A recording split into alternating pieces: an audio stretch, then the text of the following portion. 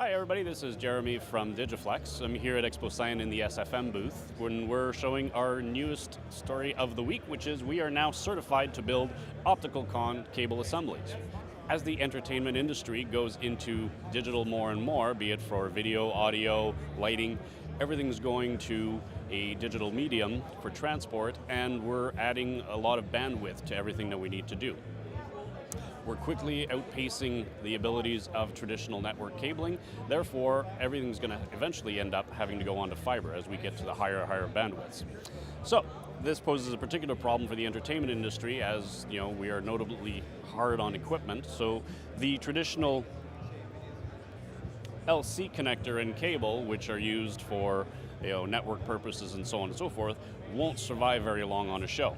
A few years ago, Neutra came up with the OpticalCON cable and connector system, which offers a lot more durability and a lot more options to the entertainment business. So it's a very complex system to build, and we've finally gone through all the procedures in order to offer them directly to you.